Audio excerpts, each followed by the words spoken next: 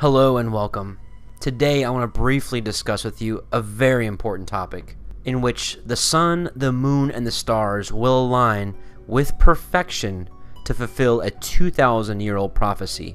Perfection only found from the creator of heaven and earth. This prophecy was written down in the book of Revelation, the last book in the Holy Bible, directly from Jesus. This book was given to us so that we would know the time of the end, what to expect, and to know what would happen. Let's read Revelation 12 together. And there appeared a great wonder in heaven, a woman clothed with the sun, and the moon under her feet, and upon her head a crown of 12 stars.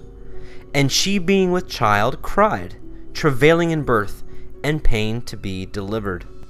So what we see written here is the constellation Virgo, which is known as the woman, who is clothed with the sun. That means the sun is currently in the constellation Virgo. The moon is under her feet, and above her head is a crown of 12 stars. And Jupiter enters her belly, stays there for 9 months, and exits, showing a birth. So in this very descriptive passage, we see all phases, the sun, the moon, and the stars, all coming together to form a picture of a birth. And again, lastly, the 9 stars from Leo always above her head, plus the 3 wandering stars align perfectly for the crown. God himself spoke through the prophet Daniel and said these things would be sealed up until the time of the end, as in nobody would really understand until the end came. Thanks to technology, we have a program called Stellarium. It allows us to go forward and backward in time and see how the stars align. Because as they have seen, every star, every planet known as a wandering star follows a mathematical equation.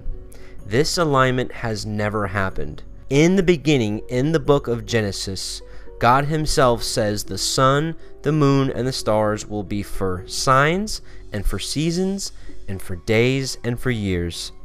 This prophecy is no exception.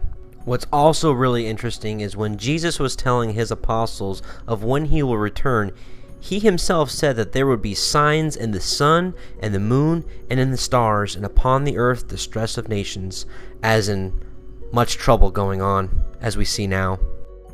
Hopefully by now you see that this topic is worthy of your time for further investigation.